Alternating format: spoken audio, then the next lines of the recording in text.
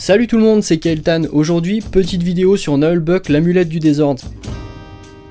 Si vous êtes ici, c'est que vous n'êtes pas sans savoir que la démo du jeu est ou a été rendue disponible sur Steam, tout dépend de quand je vais sortir cette vidéo. Si ce n'est pas trop tard, je vous mets le lien dans la description car la démo est disponible seulement jusqu'au 22 juin. Ceci accompagnant l'événement du Steam Summer Festival, elle est 100% gratuite. Sans plus attendre, nous allons parler de nains, de bastons, de bière et un petit peu de jeux vidéo. Bienvenue dans Nullbuck. Pour commencer, et pour ceux qui ne connaissent pas l'univers du donjon de Nullbuck, nous allons revenir un peu en arrière et parler de son créateur. Alors je précise tout de suite, étant fan de cet univers, j'entends par là qu'aujourd'hui j'écoute toujours ma petite saga MP3 et surtout les musiques que j'ai souvent en fond sonore. Je suis pas pour autant un expert du lore et de Nullbuck en général, donc pour moi faire cette vidéo ça a été aussi l'occasion de revenir en arrière et d'en apprendre davantage. Donc si vous avez des précisions à faire ou si je me trompe sur certaines choses, n'hésitez pas, la zone commentaire est tout à vous. Bien sûr, n'insultez personne. Donc le donjon de Nullbuck, créé par John Lang aka Pen of Chaos en 2001, c'est d'abord une saga MP3, donc une série audio à l'humour déjanté qui débarque début des années 2000 sur internet gratuitement. Et je voudrais préciser là-dessus que Pen of Chaos est un des pionniers dans ce que l'on connaît d'internet en ce qui concerne la création de contenu. Puisqu'à l'ère où YouTube n'était pas ce qu'il est aujourd'hui, vous aviez des personnes qui créaient leur propre site pour diffuser leurs créations souvent de manière totalement gratuite, et donc on faisait partie de communautés qui suivaient le travail de ces personnes de la même manière qu'aujourd'hui vous suivez le taf de votre youtubeur ou streamer préféré. Parenthèse faite, revenons sur la série. Le donjon de Nullbuck retrace les aventures d'une compagnie complètement barrée et incapable en terre de fang. Tout ceci, bien entendu, sur le ton de l'humour, et un humour qui à l'époque en tout cas s'adressait à une communauté plutôt initiée, car le background global qui en ressort c'est le jeu de rôle papier enrichi de références entre guillemets geeks. Donc vous retrouvez des références par exemple à Conan le Barbare, le Seigneur des Anneaux, et je ne vais pas tout énumérer car je n'en finirai pas, je vous laisse vous défouler dans les commentaires. Après la saga MP3, nous avons eu le droit à des romans, des bandes dessinées, un jeu de plateau gratuit à bricoler soi-même, un jeu de rôle papier, et comme cité un peu plus tôt, même des musiques qui donnent lieu à des concerts toute l'année. Nous sommes les nains sous la montagne, on creuse le jour, on boit la nuit. Vous comprendrez enfin que l'univers de Nullbuck est aussi riche et à mettre au même niveau selon moi qu'un Seigneur des Anneaux, Warhammer, Donjons et Dragons ou encore World of Warcraft. Maintenant que vous êtes armés pour la suite, parlons du jeu vidéo. Il y a 2 ou 3 ans débutait le projet de ce jeu vidéo qui aujourd'hui arrive à son terme. La sortie est prévue pour cet été 2020, alors tenez-vous prêts. Développé avec le studio Artefact, ce jeu au graphisme inspiré de la BD est un dungeon crawler tactical RPG. Mais non, dungeon crawler. Donc pour commencer, je reviendrai sur les mécaniques du jeu au fur et à mesure, la démo nous donne le droit à un morceau assez conséquent du début du jeu, entre 1 heure et 2 heures d'activité, bien sûr en explorant tranquillement tout ça. Mais ceci ne représente qu'une toute petite partie du jeu. Et ça, c'est plutôt pas mal. Vous êtes lancé dans le scénario de la série et incarnez donc cette compagnie de bras cassés qui doit retrouver la 12e statuette de Gladolfera. Vous explorez donc librement le donjon en vue subjective et donc de la même manière qu'un jeu de rôle plateau. C'est le dungeon crawler. Vous aurez des pièges à désactiver, vous fouillerez librement un peu partout pour trouver du stuff, des potions, des éléments de lore. Vous tomberez nez à nez avec des ennemis, lançant des phases de combat qui vous feront monter de niveau, et ça, c'est le bon vieux RPG, avec cette odeur de jeu de rôle à l'ancienne, où l'on observe une fiche de personnage riche avec un arbre de talent, des points de compétences à dépenser pour chacun des membres de la compagnie qui respectent vos propres choix et votre manière de voir le personnage au sein du groupe. Avant de parler des phases de combat, j'aimerais revenir sur le didacticiel. Un bon point relevé, et là je pense que c'est un avis personnel, c'est que vous n'êtes pas dans un scénario à part pour apprendre les bases du jeu. Vous êtes plongé directement dans l'histoire avec une cinématique, des dialogues, et le didacticiel vous accompagne dans les premières minutes du jeu. A voir si cette aide sera désactivable pour les joueurs déjà initiés. Tout ceci est loin d'être inutile car les mécaniques sont plutôt riches. Par exemple, après avoir recommencé la démo une 2e fois, je me suis aperçu être passé à côté d'une info concernant les combats. Et donc pour raccrocher là-dessus, le donjon de Nullbuck, l'amulette du désordre, est un tactical RPG, ce qui veut dire des combats en tour par tour qui vous demanderont de prendre des décisions tactiques de la même façon qu'un jeu d'échecs.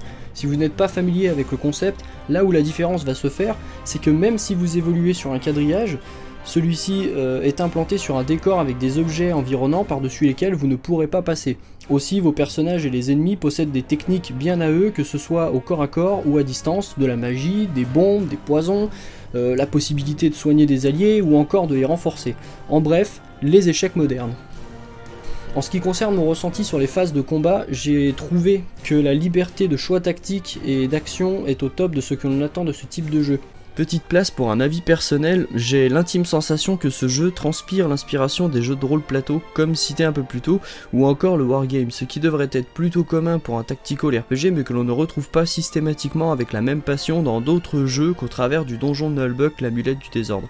Ici, la passion dégouline et devrait suffire à vous réconcilier avec ce genre. Les mécaniques que j'ai pu retrouver, par exemple, le fait de pouvoir tirer sur un ennemi par-dessus un allié avec la possibilité de toucher cet allié. On retrouve aussi le principe de soutien lorsque vous vous retrouvez au corps à corps avec un ennemi et qu'un allié l'est aussi. Si cet ennemi va fuir, vous allez lui mettre une châtaigne au passage et lui